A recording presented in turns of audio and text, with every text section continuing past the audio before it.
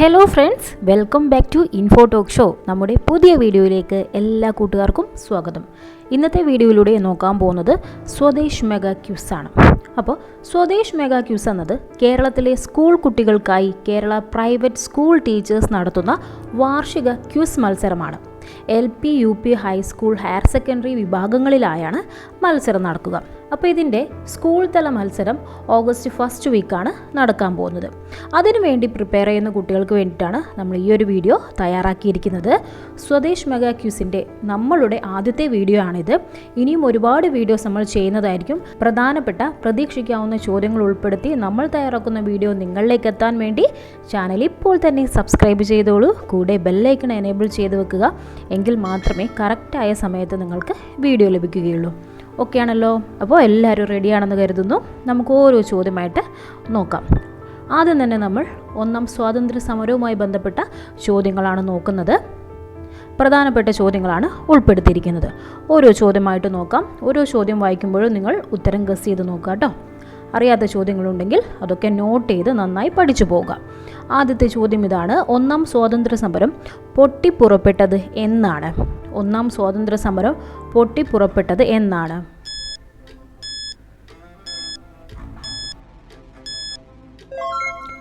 ഉത്തരം 1857 മെയ് 10.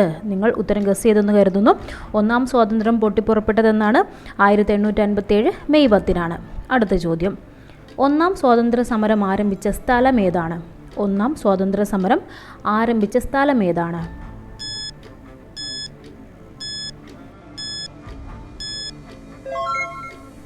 ഉത്തരം മീററ്റിലാണ് ഒന്നാം സ്വാതന്ത്ര്യ സമരം ആരംഭിക്കുന്നത്. ഉത്തർപ്രദേശിലെ മീററ്റിൽ. ഓക്കെ ആണല്ലോ?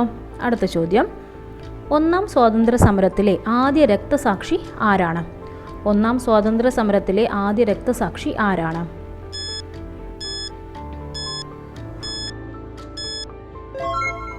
ഉത്തരം മംഗൽ പാണ്ഡെ. ആരാണ്?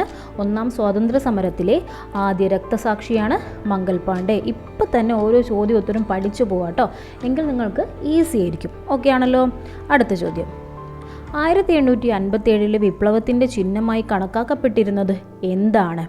1857 ഒന്നാം സ്വാതന്ത്ര്യ സമരത്തിൻ്റെ ചിഹ്നമായി കണക്കാക്കപ്പെട്ടിരുന്നത് എന്താണ്?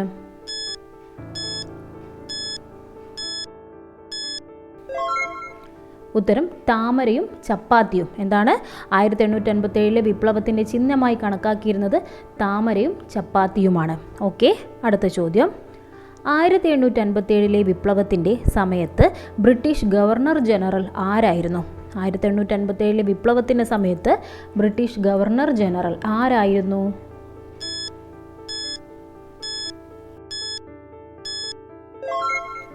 ഉത്തരം കാനിങ് പ്രഭു. ആരാണ്? കാനിങ് പ്രഭുവാണ് 1857 വിപ്ലവത്തിൻ്റെ സമയത്ത് ബ്രിട്ടീഷ് ഗവർണർ ജനറലായി ഇരുന്നത്. അടുത്ത ചോദ്യം: 1857 വിപ്ലവത്തിൻ്റെ ജവാൻ ഓഫ് ആർക്ക് എന്നറിയപ്പെടുന്നത് ആരാണ്? 1857 വിപ്ലവത്തിൻ്റെ ജവാൻ ഓഫ് ആർക്ക് എന്നറിയപ്പെടുന്നത് ആരാണ്?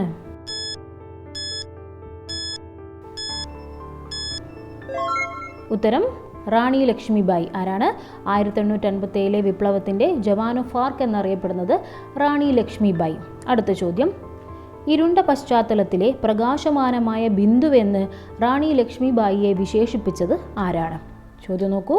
ഇരുണ്ട പശ്ചാത്തലത്തിലെ പ്രകാശമാനമായ ബിന്ദുവെന്ന് റാണി ലക്ഷ്മിബായിയെ വിശേഷിപ്പിച്ചത് ആരാണ്?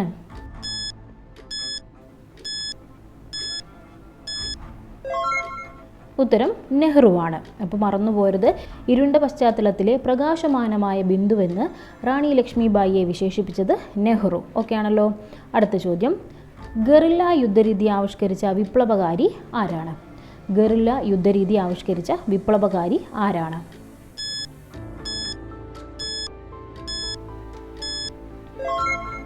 ഉത്തരം താന്തിയ തോപ്പി. ഗറില്ല യുദ്ധരീതി ആവിഷ്കരിച്ച വിപ്ലവകാരി ആരാണ്? താന്തിയ തോപ്പി. അടുത്ത ചോദ്യം: താന്തിയ തോപ്പിയെ തൂക്കിലേറ്റിയ വർഷം ഏതാണ്? താന്തിയ തോപ്പിയെ തൂക്കിലേറ്റിയ വർഷം ഏതാണ്?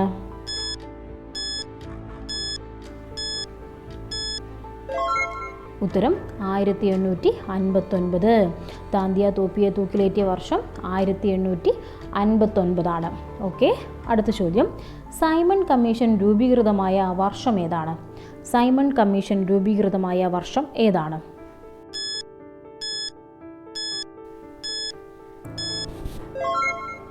ഉത്തരം നോക്കൂ, 1927. സൈമൺ കമ്മീഷൻ രൂപീകൃതമായ വർഷം 1927.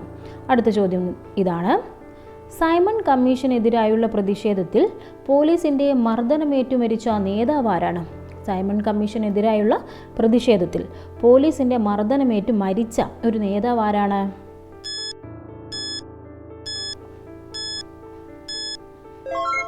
ഉത്തരം ലാലാ ലജ്പത് റായ്. ആരാണ്? സൈമൺ കമ്മീഷനെതിരായുള്ള പ്രതിഷേധത്തിൽ പോലീസിൻ്റെ മർദ്ദനമേറ്റു മരിച്ച നേതാവാണ് ലാലാ ലജ്പത് റായ്. ഓക്കെ ആണല്ലോ. ഇനി നമുക്ക് സ്വദേശ് മെഗാ ക്യൂസ് സ്കൂൾ തല മത്സരത്തിൽ ചോദിക്കാൻ സാധ്യതയുള്ള, നമുക്ക് പ്രതീക്ഷിക്കാവുന്ന കുറച്ച് കറണ്ട് അഫയേഴ്സ് നോക്കാം. ഓക്കെ ആണല്ലോ. ഒന്നാമത്തെ ചോദ്യം ഇതാണ്. നിലവിലെ ഇന്ത്യൻ രാഷ്ട്രപതി ആരാണ്? നിലവിലെ ഇന്ത്യൻ രാഷ്ട്രപതി ആരാണ്? എല്ലാവരും ഉത്തരം പറയൂ.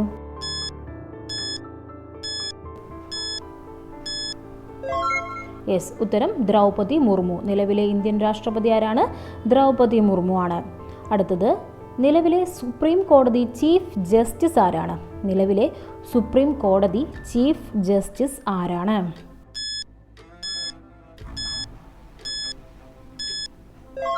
ഉത്തരം നോക്കാം. ജസ്റ്റിസ് സൂര്യകാന്ത്. ആരാണ്? നിലവിലെ സുപ്രീം കോടതി ചീഫ് ജസ്റ്റിസ് ആണ് ജസ്റ്റിസ് സൂര്യകാന്ത്. ഓക്കെ ആണല്ലോ. അടുത്ത ചോദ്യം ഇതാണ്. നിലവിലെ കേരള ഗവർണർ ആരാണ്? നിലവിലെ കേരള ഗവർണർ ആരാണ്?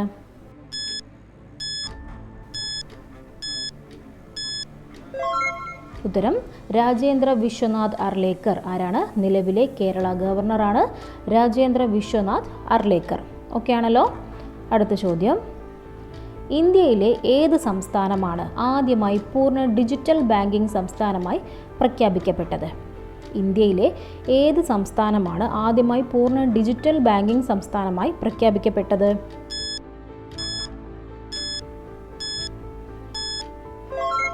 ഉത്തരം കേരളമാണ്. പൂർണ്ണമായി ഡിജിറ്റൽ ബാങ്കിംഗ് സംസ്ഥാനമായി പ്രഖ്യാപിക്കപ്പെട്ട ഇന്ത്യയിലെ ആദ്യ സംസ്ഥാനമാണ് കേരളം. ഓക്കെ. അടുത്ത ചോദ്യം. ഇന്ത്യയുടെ പ്രഥമ സൗരദൗത്യത്തിൻ്റെ പേരെന്താണ്? ഇന്ത്യയുടെ പ്രഥമ സൗരദൗത്യത്തിൻ്റെ പേരെന്താണ്?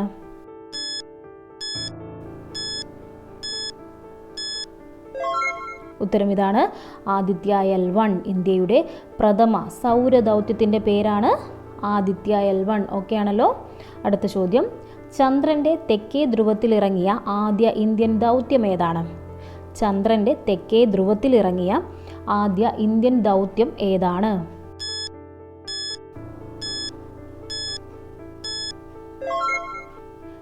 ഉത്തരം നോക്കിക്കോളൂ. ചന്ദ്രയാൻ 3. ഓക്കെ ആണല്ലോ. ചന്ദ്രൻ്റെ തെക്കേ ധ്രുവത്തിലിറങ്ങിയ ആദ്യ ഇന്ത്യൻ ദൗത്യം ചന്ദ്രയാൻ 3 ആണ്. ഓക്കെ. അടുത്ത ചോദ്യം. ചന്ദ്രയാൻ 3 ലാൻഡർ ഇറങ്ങിയ സ്ഥലത്തിന് നൽകിയിരിക്കുന്ന പേരെന്താണ്? ചന്ദ്രയാൻ 3 ലാൻഡർ ഇറങ്ങിയ സ്ഥലത്തിന് നൽകിയിരിക്കുന്ന പേരെന്താണ്?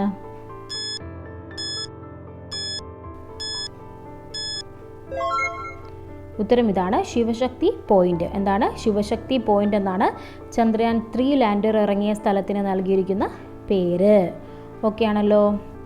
അടുത്ത ചോദ്യം. ഇന്ത്യയിൽ മനുഷ്യനെ ബഹിരാകാശത്തെത്തിക്കാനുള്ള ദൗത്യത്തിൻ്റെ പേരെന്താണ്? ഇന്ത്യയിൽ മനുഷ്യനെ ബഹിരാകാശത്തെത്തിക്കാനുള്ള ദൗത്യത്തിൻ്റെ പേരെന്താണ്?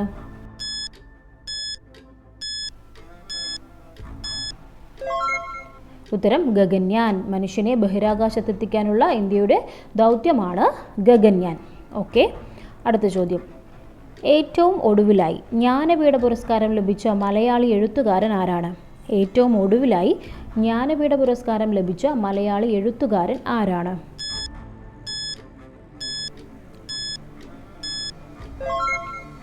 ഉത്തരം അക്കിത്തം അച്യുതൻ നമ്പൂതിരി. ഏറ്റവും ഒടുവിലായി ജ്ഞാനപീഠം ലഭിച്ച മലയാളി എഴുത്തുകാരനാണ് അക്കിത്തം അച്യുതൻ നമ്പൂതിരി. അടുത്ത ചോദ്യം നോക്കിക്കോളൂ.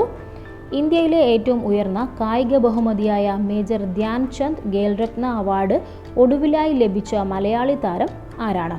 ചോദ്യം നോക്കൂ. ഇന്ത്യയിലെ ഏറ്റവും ഉയർന്ന കായിക ബഹുമതിയായ മേജർ ധ്യാൻചന്ദ് ഖേൽരത്ന അവാർഡ് ഒടുവിലായി ലഭിച്ച മലയാളി താരം ആരാണ്?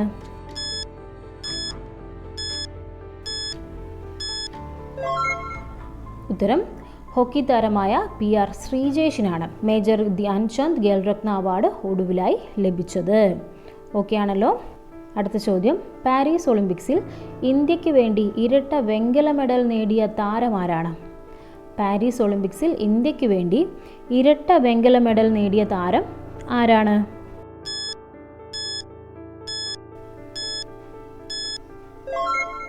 ഉത്തരം മനു ഭാക്കർ. ആരാണ്? മനു ഭാക്കർ. അദ്ദേഹത്തിൻ്റെ ഐറ്റം ഏതാണ്? ഷൂട്ടിംഗ് ആണ്. അപ്പോൾ പാരീസ് ഒളിമ്പിക്സിൽ ഇന്ത്യക്ക് വേണ്ടി ഇരട്ട വെങ്കല മെഡൽ നേടിയ താരമാണ് മനു ഭാക്കർ. ഓക്കെ ആണല്ലോ. അപ്പോൾ ഫ്രണ്ട്സ്, സ്വദേശ് മെഗാ ക്യൂസിൽ ചോദിക്കാൻ സാധ്യതയുള്ള നമുക്ക് പ്രതീക്ഷിക്കാവുന്ന കുറച്ച് ഒന്നാം സ്വാതന്ത്ര്യ സമരവുമായി ബന്ധപ്പെട്ട ചോദ്യങ്ങളും കറണ്ട് അഫയേഴ്സുമാണ് ഈ ഒരു വീഡിയോയിൽ ഉൾപ്പെടുത്തിയിരിക്കുന്നത്. ഇതുപോലെ നമ്മൾ സ്വദേശ് മെഗാ ക്യൂസിൻ്റെ പാർട്ട് 2 വീഡിയോ ചെയ്യുന്നതായിരിക്കും. ആ വീഡിയോസൊക്കെ നിങ്ങളിലേക്ക് കറക്റ്റായി എത്താൻ വേണ്ടി നിങ്ങൾ ചാനൽ സബ്സ്ക്രൈബ് ചെയ്ത് വെക്കുക കേട്ടോ. കൂടെ ബെല്ലൈക്കണും എനേബിൾ ചെയ്യുക. അപ്പോൾ ഈ ഒരു വീഡിയോയിൽ നിന്ന് നിങ്ങൾക്കായൊരു സ്പെഷ്യൽ ക്വസ്റ്റ്യൻ തരാം. ആ ചോദ്യത്തിൻ്റെ ഉത്തരം എല്ലാവരും എന്ത് ചെയ്യുക? നമ്മുടെ കമൻറ്റ് ബോക്സിലൂടെ അറിയിക്കുക. ചോദ്യം ഇതാണ്, ഒന്നാം സ്വാതന്ത്ര്യ സമരത്തിലെ ആദ്യ രക്തസാക്ഷി ആരാണ്? ഒന്നാം സ്വാതന്ത്ര്യ സമരത്തിലെ ആദ്യ രക്തസാക്ഷി ആരാണ്? നിങ്ങൾ അറിഞ്ഞിരിക്കേണ്ട ചോദ്യമാണ്.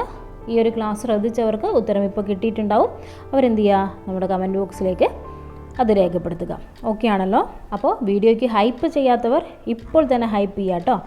ആരൊക്കെ ഹൈപ്പ് ചെയ്തു എന്നുള്ളതും കമൻറ്റ് ചെയ്യാൻ മറക്കണ്ട. അപ്പോൾ നമുക്കിനി മറ്റൊരു വീഡിയോയിലൂടെ വീണ്ടും കാണാം. Thank you for watching.